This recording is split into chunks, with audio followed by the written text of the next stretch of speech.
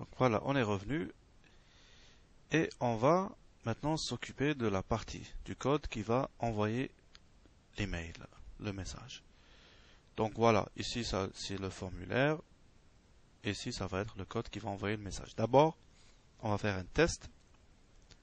Donc if is set, je vais vous expliquer tout de suite.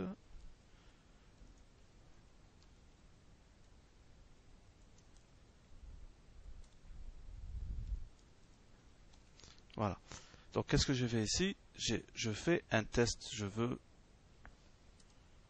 donc d'abord la variable post email, on la voit bien ici. Ça veut dire que si la variable email qui a été envoyée par la méthode post, qu'on voit bien ici, est set, c'est-à-dire qu'elle existe, qu'elle a été envoyée, on va exécuter notre code. Et c'est-à-dire, tant que, quand on arrive sur la page, quand on clique sur contact, on ne veut pas que ce code, cette partie du code soit existée. Sinon, à chaque fois qu'on arrive, un mail va être envoyé. Donc, on ne veut envoyer un message, c'est logique d'ailleurs, que si on clique sur le bouton OK. Et donc, on teste d'abord que la variable email existe et a été envoyée par la méthode post. C'est ce que fait la fonction isSet. Elle vérifie que la variable email post a été bien envoyée. Donc si ça a été envoyé, on exécute tout simplement, il y a une fonction qui envoie le mail, c'est la fonction mail tout simplement, voilà. Elle est comme ça. La fonction, bien sûr, comme toutes les fonctions, qui prend des parenthèses, comme la fonction if, là, et la fonction isSet. On voit bien que isSet est une fonction dans la fonction if, ce qui est tout à fait normal. Donc on a la fonction mail qui se charge d'envoyer un email. Elle prend des arguments, des paramètres. Il faut bien préciser à qui envoyer le message. Donc la fonction mail prend des paramètres, plusieurs paramètres, 5 en général, mais il n'y a que 3 qui sont obligatoires. Donc ce qui est obligatoire, bien sûr, c'est le destinataire, moi, at yahoo.fr.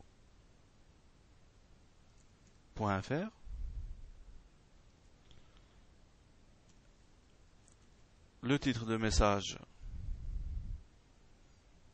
par exemple, le titre, j'ai oublié un truc là, le titre du message qu'on veut,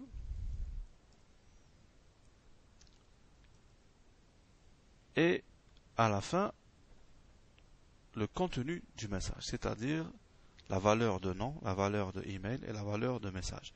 Donc ça, pour ça, il faut nous construire une variable avec plusieurs valeurs. Donc je vais créer une variable qui va s'appeler, que je vais appeler compte pour contenu, égale, d'abord,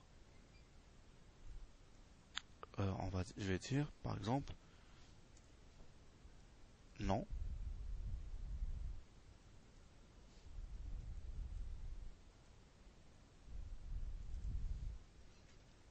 Je vais vous expliquer ce que je suis en train de faire. Donc non. Nous, on a 3 éléments. Donc j'ai 3. Donc la variable compte, elle va me créer un message, le contenu du message. Donc j'ai nom et il prend la valeur de la variable post nom. J'ai email qui prend email normal et j'ai message qui prend la valeur MSG, c'est-à-dire message.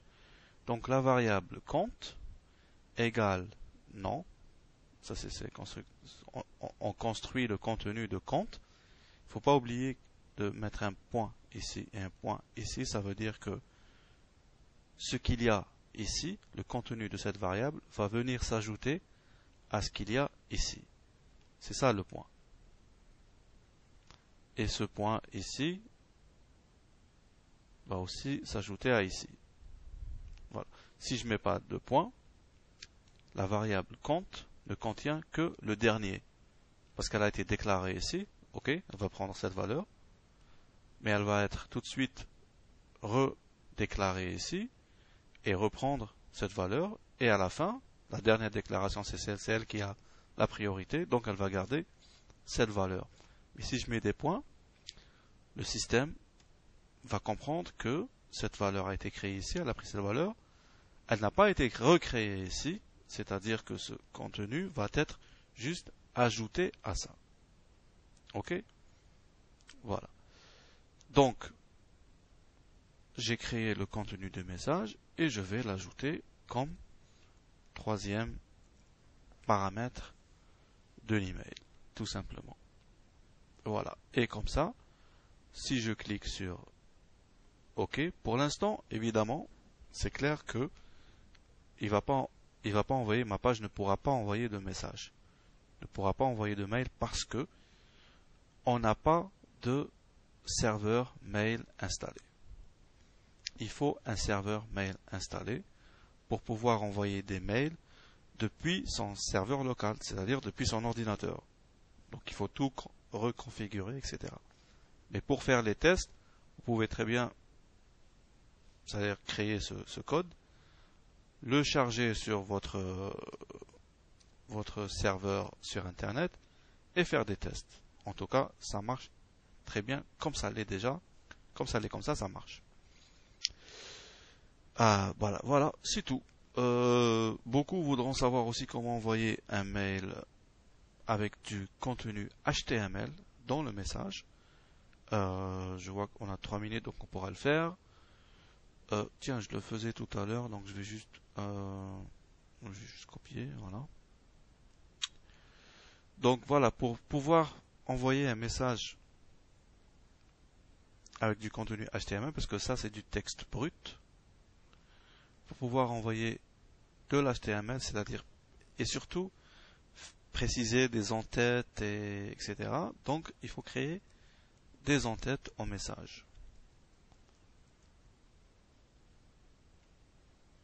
Alors, par exemple, on va créer, comme ici, la variable contenu, on va créer la variable en-tête. Il faut préciser la version du MIME, c'est obligatoire, et le content type. Et voilà le content type. Texte HTML, charset, ISO, voilà, pour l'Europe. On peut mettre UTF-8 aussi, bon, ça marche normalement.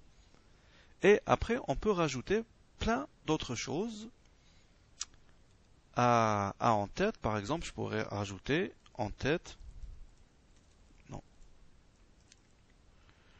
en-tête, point, par exemple, je vais rajouter reply to, c'est-à-dire quand la personne reçoit le message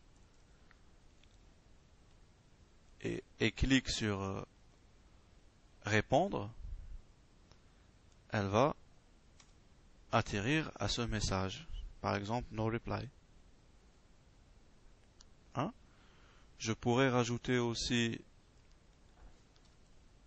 un CC. Et c'est juste comme ça. CC. Et donc ça va être ici CC ou je ne sais pas quoi. Hein? Les messages, les emails qu'on veut, etc. Donc ça, c'est les en-têtes. Et il ne faut pas bien sûr oublier de l'ajouter parce que c'est le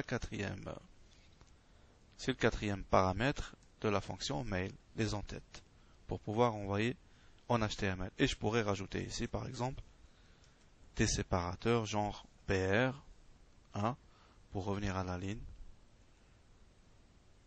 Voilà. Voilà, comme ça, ça revient à la ligne.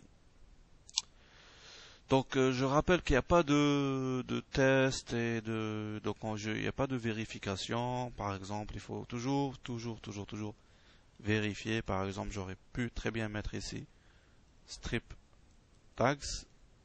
C'est une fonction aussi, c'est-à-dire entourer mon message de la fonction strip-tags. Strip-tags, c'est-à-dire elle va enlever les balises HTML du message. Les gens mal intentionnés pourraient mettre ici du HTML ou du JavaScript, etc. Et voilà, foutre la merde. Pardon.